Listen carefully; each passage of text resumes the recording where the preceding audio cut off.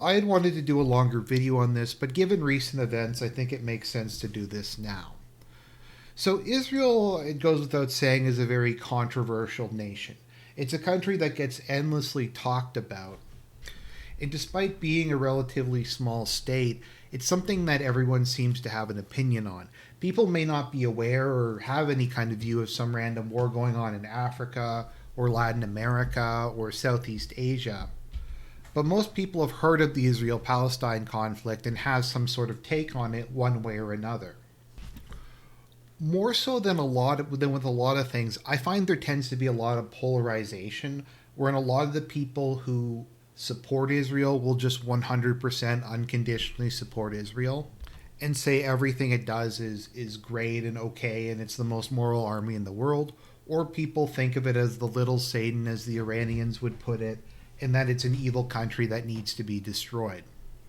Now, I wanted to talk in particular about one of the more common defenses I see for Israel that isn't based on self-interest, of the financial or political variety, or simply in-group preference. And that is like the might makes right guys. These are the people who go, well, the international system is anarchic, Argent. There's no higher authority. International law is a lie. It doesn't exist. Countries can just do whatever they want so long as they're strong enough. If they want to invade another country and take things from them, if they want to kill other people, that's okay. You can't apply any kind of moral standard to international relations. And so they'll say, like, people who criticize what Israel does to the Palestinians or attacking Iran or Syria or Lebanon are pearl clutchers, and they're just making an exception for Israel, and they're only upset when Israel does it, but they aren't in other contexts. And basically they just say the things that Israel does are the norm, and if you object to them, you're naive and don't understand the way the world works. Now, I'm going to have to strongly disagree with that. Now, assuming that this is a accurate portrayal of how human beings behave and whether or not you have any personal moral values, in practice, the world is not completely anarchic. There is order that comes about from the actions of the various players. Generally speaking, an equilibrium will be reached at some point that brings about relative stability. There are consequences for actions that states make, both peaceful actions and trustworthy actions, and both treacherous or aggressive actions. Generally speaking, if you have a rogue state that is attacking a bunch of its neighbors, that's violating treaties, that's breaking the established rules of the game, you will start to get a coalition forming against it. The state's reputation will get worse and worse, and it will increasingly find itself isolated. People won't do business with it. They won't be trade partners with it. And there can be very severe consequences, even in the absence of any kind of international law or higher authority, for a state that behaves in this way. And if it gets bad enough, you might actually get a coalition actively trying to stop its expansion or to stop its actions, get into a war with it. And so everybody, even the United States, even Russia, even China, are restricted in what they're able to do. Because acting too aggressively, too belligerently, can lead to a kind of a block forming against you of all the other countries. And even if they aren't quite your equal, they're powerful enough that they're a threat to you, or have ways to hurt you economically or politically or something to that effect. This does not apply to Israel. Standard realist assumptions about how the way international relations work, about how states behave, about the incentives and disincentives on the international stage uniquely don't apply to Israel. In a way that they don't even not apply to the United States, who doesn't have a more powerful country to sweep for them. Israel enjoys the complete unconditional support of a superpower who will back anything they do and shield them for any and all consequences. So let's just take a thought experiment here. Let's say that Israel used nuclear, chemical, or biological weapons would that cause America to abandon its support for Israel? Let's say Israel decided to build a bunch of sarin nerve gas and gas every single Palestinian in the Gaza Strip.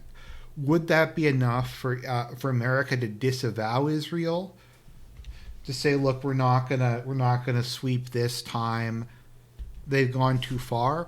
Or would the U.S. say anybody who attacks Israel, we're going to invade? And try to come up with some justification for gassing everybody was an act of self-defense. And as I say this, the irony is not lost on me. And that's the most extreme example that I can think of. So if there is a question whether or not the U.S. would be okay if Israel used nuclear, biological, or chemical weapons against civilian populations, obviously they'd be acceptable. They'd accept everything other than that. So Israel can do things that like no other country can. Israel can attack countries it's not actively at war with. Like I don't know if you guys remember, like over the last couple like decades, Israel will just attack Syria. Like they'll just decide to go in and blow some stuff up. They aren't. I guess there's no peace treaty or whatever cope we want to use, but they aren't actively at war. And just whenever they feel like it, they just go in and blow stuff up, including embassies. They're allowed to blow up embassies. That's okay. They're allowed to attack Lebanon despite not being at war with Lebanon. Carry out acts of state terrorism, assassinating political leaders, subverting global supply chains to put explosives into pagers, using famine as a weapon of war, and there's no consequences for any of this. If any other state did this, then there would be a coalition against them. And Israel's faced those in the past. But notice they're not facing that now. I know some countries do try to restrict trade with Israel, but I do find, and people can correct me if I'm wrong, if countries get too hostile in their trading relations with Israel or too reluctant or start to encourage other countries to boycott them, America will immediately start applying pressure, maybe political pressure, maybe economic pressure, but it can quite often spiral out of control. And I think as we saw with the Syrian civil war, the Iraq war, the Libyan war, and just all the Arab Spring stuff, there is like nothing America will not do to try to make Israel safer or to do what Israel wants them to do. They will start wars, they will do regime change, they will do subversion, they will do sanctions, they'll force other countries to do sanctions. There is nothing that they will not do in order to sweep for Israel, regardless of what their actions are. And so, like I said, Israel does not face any of the normal balance of power, any of the normal sanctions. They are somewhat isolated, but not nearly as much as they would be. They would be more isolated than North Korea is if America didn't just sweep for them. And I think that's something people have to keep in mind. And so if we're in an absolute world where Israel didn't have America, they would be a pariah. No one would want to trade with them. Many people would cut off relations. Even countries that theoretically have positive relations with them probably only have positive relations with them because they're trying to curry favor with the U.S. or they're afraid of what will happen to them. Like, let's take a country like Hungary, for example.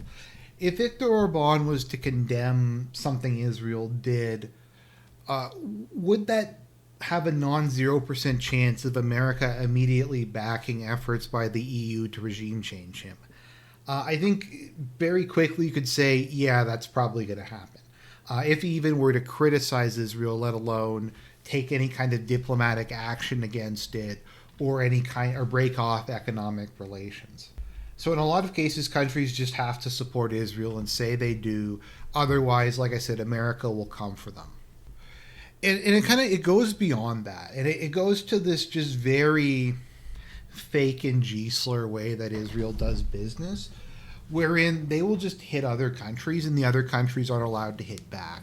Like, Israel can just launch as many strikes as it wants. It can, once again, do all the stuff that it does, But if any of those countries hits back at them, that is off the over the line. And if Israel eventually gets enough enemies and gets enough people to start to do something, they know America will just come in. America will come in and deal with the Houthis. America will come in and deal with Iran, either using hard or soft power. But there is that implicit threat that if you just have to let Israel basically attack you, you can't really respond with anything more than token force, or else the United States will come after you. Once again, let's say Israel just glassed Tehran with atomics.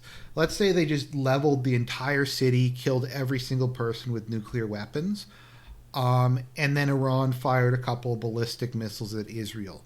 Who would the U.S. claim as an aggressor, and who would it intervene militarily against? I mean, that's not even a question. The U.S. would probably declare war on Iran or something in that scenario. Or maybe that's going a little far with just how far the U.S. would go, but you get the point.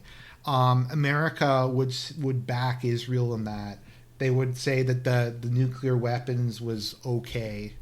And if anyone wants to criticize Israel for that, then they can have a discussion with the CIA. Hezbollah has all kinds of missiles that they basically weren't allowed to use. Iran has all kinds of missiles they basically aren't allowed to use. They're allowed to do like attacks up to a certain point. Maybe that's what pissed them off so much about Hamas, is that Hamas actually swung back at them and they just couldn't take it. They just couldn't take the L. They just couldn't take that someone actually hit back at them for once and briefly shattered their sense of entitlement. And so people go, well, Argent, Israel has nuclear weapons. Israel, if Hezbollah had let's say the U.S. wasn't defending Israel and Hezbollah fired like its tens of thousands of missiles at Israel, then Israel would just use its nukes. I'm like, well, yeah, that's kind of the point. They don't have to do that. They don't have to dirty their hands. If they were to start enough trouble that they're going to have to start using nuclear weapons, they would face the consequences on the international scene for doing that. But they have them and they don't even really have to use them because America, like if there was a scenario where Israel needed to use nuclear weapons, America would probably just use a nuclear weapon itself. So it's kind of a non-argument. It's if like Israel would just use nuclear weapons, yeah, but then Israel would be the villain. And they would be the country that started regularizing the use of nuclear weapons in warfare. So, I think ultimately, at least at the present time, it is like a psychotic, a pathological obsession with defending Israel that America has. And this is not just true in America, but elites in Canada to a certain extent are like this, in some European countries. Any possible perceived or real threat to Israel, there is nothing that the U.S. will not do or will not sanction in order to hit that person first. Even people who are otherwise isolationist, even people who advocate free speech or support the right of people to buy whatever goods they choose, they will still make an exception on it and go, okay, well, hate speech laws are dangerous, but we have to make an exception for anti-Semitism. And I think that the image that really comes to mind is you got like a big kid, like a grade 8 or something, and he's beating up a grade 6. And the grade 6 is in a full Nelson by the teacher. He can't move his arms. And the big kid is just basically beating his face in. And the big kid's talking about how like much of a badass he is and how much of a tough guy he is and how the other guy is too much of a bitch to fight back against him. And that's fundamentally my issue with Israel.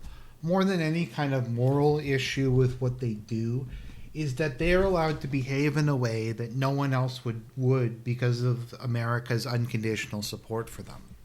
And it's a weird anomaly, and it's deeply and extremely dangerous for the world, especially when you have people like Ben Gvir and Smolarich and Netanyahu running things. Because they're extreme enough that they'll do these things. Who knows? Maybe Netanyahu will use nuclear weapons. It doesn't really matter. Like, he can do that. He could glass Iran. He could, like I said, sarin nerve gas the Gaza Strip, and America would probably still bail him out. Now, am I exaggerating for dramatic effect? A little, but not really that much. I do think that's a fairly accurate portrayal of the situation. Anyways, I just figured I'd put that together on Friday the 13th in the aftermath of the major Israeli preemptive attack on Iran. God bless everybody. May God have mercy on us all. And hopefully there's not going to be a nuclear war.